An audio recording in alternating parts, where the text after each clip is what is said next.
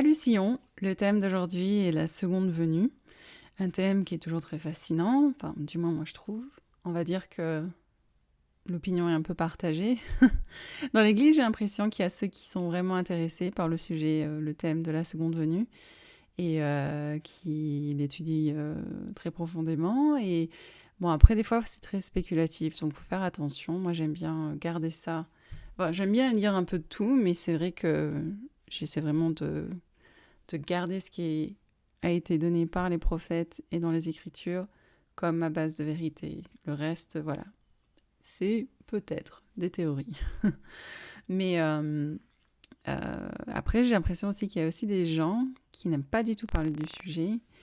Parce que c'est trop apocalyptique, ça parle de destruction et ça fait peur. Et je comprends, je comprends, puisque c'est vrai que le Seigneur ne reviendra pas dans des conditions forcément plaisante, on va dire.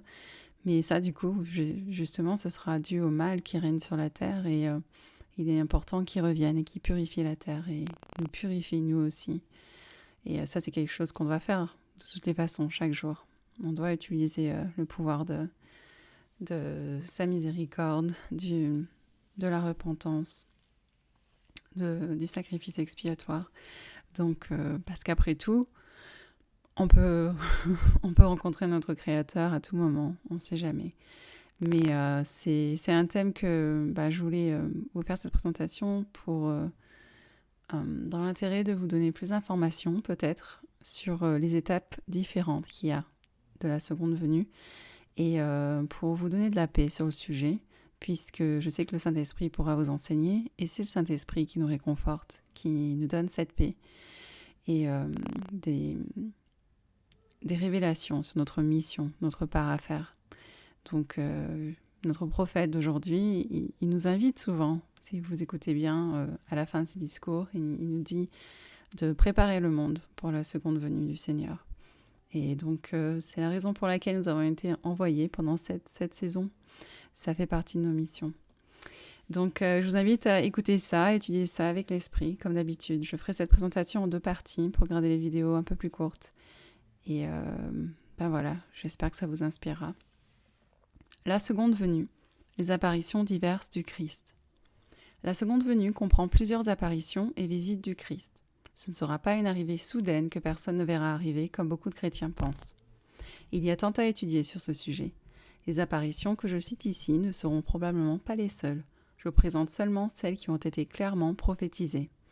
Dans cette présentation, j'espère pouvoir vous donner assez d'éléments pour que vous puissiez mieux visualiser ces étapes essentielles de l'événement glorieux de la seconde venue de Jésus-Christ. Donc la première apparition se fera à Adan-Diaman. Le 19 mai 1838, alors qu'il explorait les terres au nord du Far West, le prophète Joseph Smith reçut la révélation enregistrée dans Doctrine et Alliance 116. Le Seigneur identifie Spring Hill, dans le Missouri, comme étant Adan-Diaman.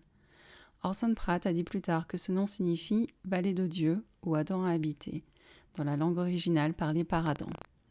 Selon les révélations données à Joseph Smith, Adan-Diaman est le lieu où Dieu a parlé avec Adam et le lieu où Adam a offert des sacrifices au Seigneur. C'est à Adan-Diaman que Adam a réuni sa famille 3 ans avant sa mort pour qu'il puisse les bénir. Adan-Diaman sera également un lieu important dans l'avenir. Vers le moment de la seconde venue du Christ, Adam y tiendra un grand conseil. Tous les prophètes qui ont détenu les clés de la prêtrise sur la terre viendront à ce conseil pour rendre compte de leur travail à Adam, Adam étant le père des hommes sur notre terre. Jésus-Christ viendra ensuite à Adan-Diaman et Adam lui rendra les clés. L'apparition du Seigneur à Adan-Diaman dans les derniers jours aura lieu bien avant la venue du Fils de l'homme devant le monde entier. Cet événement est conçu comme une préparation. Des déclarations de Joseph Smith aident à clarifier la question de l'ordre chronologique des événements liés à la seconde venue. En une occasion, le prophète a parlé de la guerre et des feux qui brûlent et des tremblements de terre, une peste après l'autre, etc., jusqu'à ce que l'ancien des jours vienne. Alors le jugement sera donné aux saints. La venue d'Adam et le grand conseil se produisent donc après une période de grande tribulation et une période de chaos mondial. L'apparition du Seigneur peut être placée dans sa propre séquence chronologique en consultant la prophétie de Daniel qui précise que l'Ancien des jours et le Fils de l'homme se rencontreront après que les trônes aient été renversés. Orson Pratt a fait référence à cette époque en disant que cette prophétie se rapporte à une période de l'histoire de l'humanité où des trônes seront renversés, où des royaumes et les divers gouvernements qui existent sur la surface de la Terre seront ébranlés. Et si vous suivez les actualités, on voit qu'on s'y prépare. Dans Daniel, chapitres 7 à 12, décrit essentiellement des visions au sujet d'événements qui prendront place pendant nos jours. Par exemple, il rapporte une vision représentant différents royaumes politiques et le mal qui sera sur la terre à partir de son époque jusqu'au dernier jour. Il voit aussi des événements sacrés en rapport avec la seconde venue du Sauveur. Les détenteurs des clés de la prêtrise de toutes les dispensations se réuniront dans un conseil tenu à Adam-Diaman, au Missouri, et feront rapport de leur intendance à l'Ancien des Jours, qui est Adam. Adam fera ensuite son rapport à Jésus-Christ, que les gens présents reconnaîtront comme leur roi. Donc pour ceux qui ont contracté des alliances éternelles et qui seront présents, déjà ils commenceront le royaume du Christ, son établissement sur terre. Bon, l'Église le fait déjà, mais voilà, ça commencera vraiment le règne parfait du Christ sur la terre. Daniel vit aussi cette réunion solennelle. Dans le titre du chapitre 7 de la version anglaise de la Bible, du roi James, nous lisons ceci. Daniel voit 4 bêtes représentant les royaumes des hommes. Il voit l'ancien des jours, Adam, à qui le Fils de l'homme, Christ, viendra. Le royaume sera donné aux saints pour toujours. John Taylor, qui s'est entretenu personnellement avec le prophète Joseph Smith sur ce sujet, décrit ceux qui se réuniront comme les enfants de la prêtrise d'Adam, et il ajoute qu'à la suite de leur conversation, il savait que le président Smith parlait des dispensations diverses et de ceux qui en détiennent les clés. Et Joseph a déclaré qu'il y aura alors une chute ou un effondrement général. En d'autres termes, le prophète Joseph a déclaré que les détenteurs de clés de la prêtrise livreraient ou rendraient compte de leurs administrations dans leurs diverses dispensations, mais qu'ils conserveraient tous leurs diverses positions et leurs prêtrises après le conseil. Néanmoins, lorsque cette réunion aura lieu, le monde n'en saura rien. Les membres de l'Église dans son ensemble n'en sauront rien, a déclaré Joseph Fielding Smith.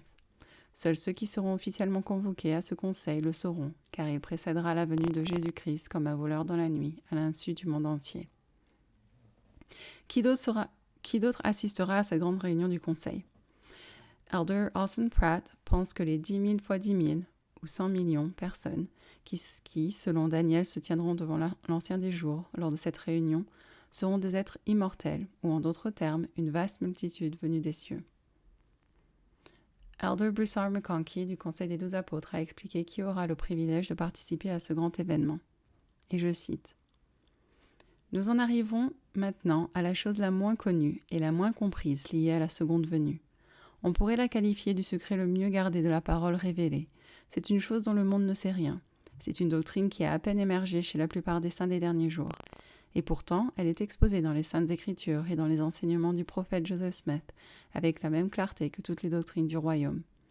Avant que le Seigneur Jésus ne descende ouvertement et publiquement sur les nuées de la gloire, en présence de toutes les armées du ciel, avant que le grand et terrible jour du Seigneur n'envoie la terreur et la destruction d'un bout à l'autre de la terre, avant qu'il ne se rende à Sion, ou ne pose ses pieds sur le mont des Oliviers, ou ne fasse entendre sa voix depuis une Sion américaine ou une Jérusalem juive, avant que toute chair ne le voie ensemble, avant que quelconque de ces apparitions n'ait lieu, qui, prises ensemble, constituent la seconde venue du Fils de Dieu, il y aura en secret son apparition devant des membres choisis de son Église. Il se présentera en privé à son prophète et aux apôtres alors vivants. Seront également présents ceux qui ont détenu les clés, les pouvoirs et les autorités à toutes les époques, d'Adam à nos jours. De plus, tous les membres fidèles de l'Église vivants et tous les saints fidèles de tous les âges passés seront présents. Ce sera la plus grande congrégation de saints fidèles jamais réunis sur la planète Terre. Ce sera une réunion de sainte scène. Ce sera un jour de jugement pour les fidèles de tous les âges.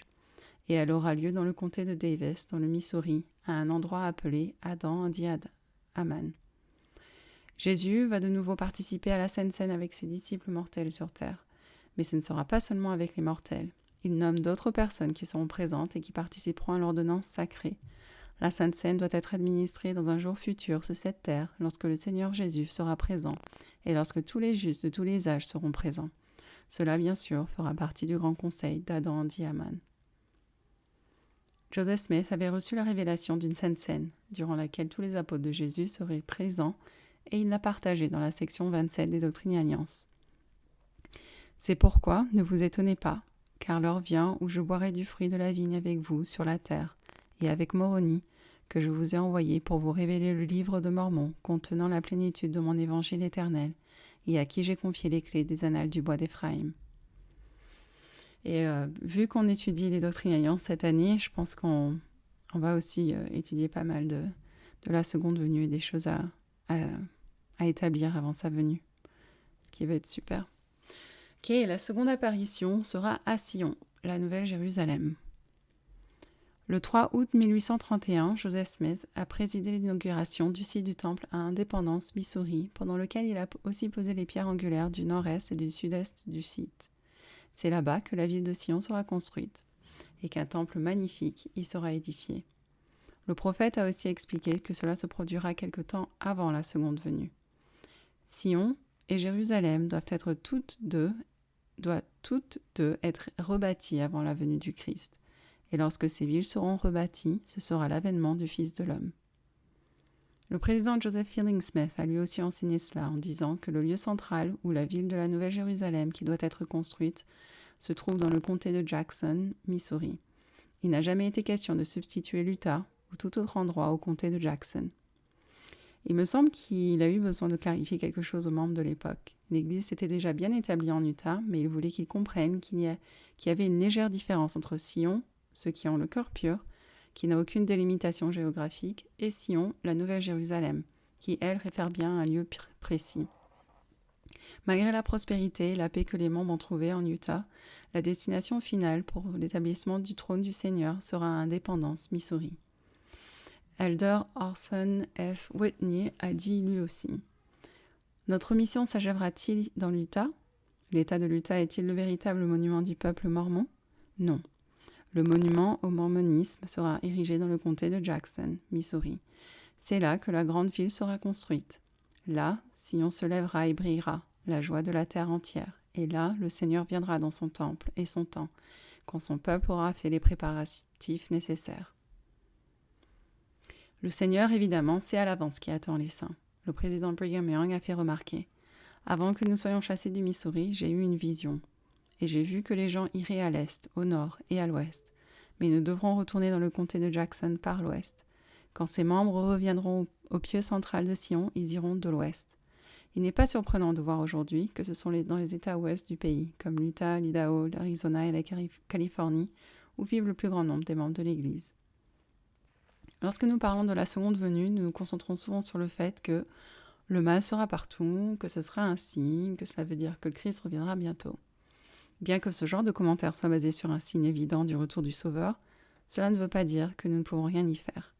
Je pense personnellement qu'il est dangereux, spirituellement parlant surtout, de se concentrer sur ce fait en pensant que le monde va devenir si pécheur que la seule façon de surmonter le péché est que le Seigneur l'élimine lui-même. Oui, le mal sera vaincu grâce à son grand retour, mais le Seigneur n'attend pas que le monde devienne plus pécheur, ou que le mal se répande encore un peu plus par-ci ou par-là. Non, si le Seigneur attend, il attend plutôt un peuple qui soit prêt pour le recevoir. Elder D. Todd Christofferson a justement expliqué l'importance de l'établissement de Sion avant le retour du Seigneur dans son discours de conférence générale de l'année dernière. Bon, j'avais écrit ça en novembre, donc du coup, maintenant c'est il y a 2 ans, puisque c'était en 2019. Je cite. « Il est essentiel et crucial pour le retour du Seigneur qu'il y ait sur la terre un peuple prêt à le recevoir à sa venue. Il a dit que ceux qui resteront sur la terre en ce jour, du plus petit au plus grand, seront remplis de la connaissance du Seigneur, verront de leurs propres yeux, élèveront la voix et de leur voix chanteront ensemble ce nouveau cantique. Le Seigneur a ramené Sion, le Seigneur a tout réuni en un, le Seigneur a fait descendre Sion d'en haut, le Seigneur a fait monter Sion d'en bas. Dans les temps anciens, Dieu a pris auprès de lui Sion, la ville juste. Par contraste, dans les derniers jours, une nouvelle Sion recevra le Seigneur à son retour. » Comment pouvons-nous établir Sion, la Nouvelle Jérusalem ? Encore une fois, nous ne sommes pas seuls. Il nous a été commandé d'établir Sion là où nous vivons depuis des décennies, et cela pour nous préparer spirituellement à penser, agir et vivre à la façon d'un peuple digne du nom de Jésus-Christ.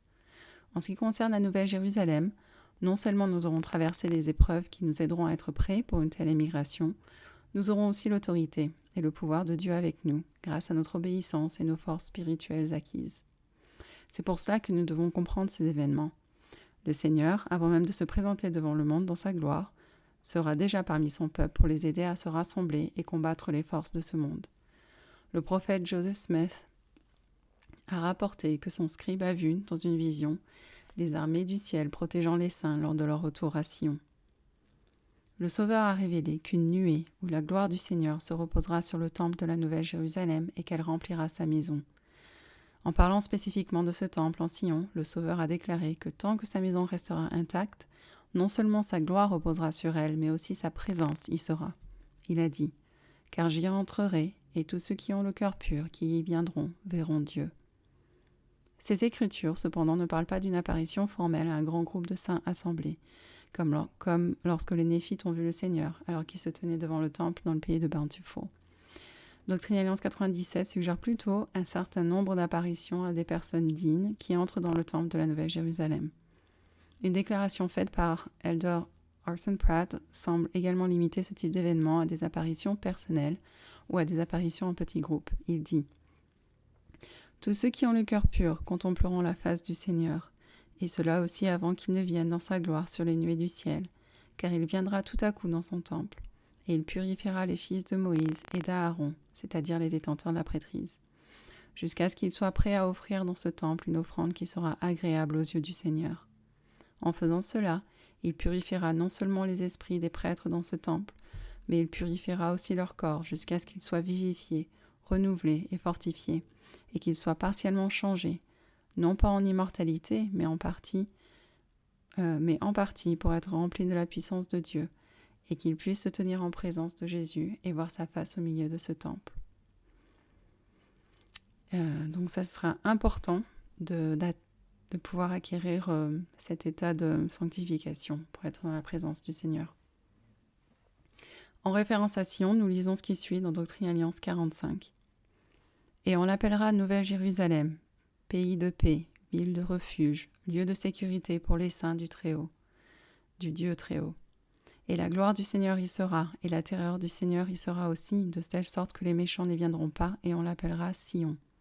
Et il arrivera chez les méchants que tout homme qui ne voudra pas prendre l'épée contre son voisin devra nécessairement fuir en Sion pour se mettre en sécurité. Des hommes de toutes les nations sous le ciel s'y rassembleront, et ce sera le seul peuple qui ne sera pas en guerre. Et on dira parmi les méchants, « N'allons pas au combat contre Sion, car les habitants de Sion sont terribles, c'est pourquoi nous ne pouvons tenir devant eux. » Et il arrivera que les justes seront rassemblés d'entre toutes les nations et viendront en Sion avec des chants de joie éternelle. La Nouvelle Jérusalem sera le seul lieu de refuge pour les saints, pour tous ceux qui accepteront le Christ. Malgré les tribulations qui arrivent, et parce qu'elles arrivent, nous devons nous concentrer sur les révélations et les promesses qui nous rappellent que notre Père Céleste a toujours un plan pour sauver son peuple d'alliance. Cela ne veut pas dire que nous serons exemptés de toutes épreuves et tribulations. Nous vivrons des moments très difficiles avant d'arriver à ce lieu de refuge et de paix. Mais elles seront toutes consacrées pour notre bien et pour notre progrès vers la sanctification. Sion doit être établi avant la grande apparition finale du Christ, celle devant le monde entier. Et c'est ainsi que nous serons préservés, malgré les grandes calamités qui seront répandues partout ailleurs sur la terre. C'est cette seconde venue du Christ que nous devons espérer, celle où il apparaît aux justes qui se sont préparés pour lui, et elle se déroulera bien avant le grand jour de sa seconde venue, devant le monde. Et je discuterai des apparitions 3 et 4 dans la prochaine vidéo.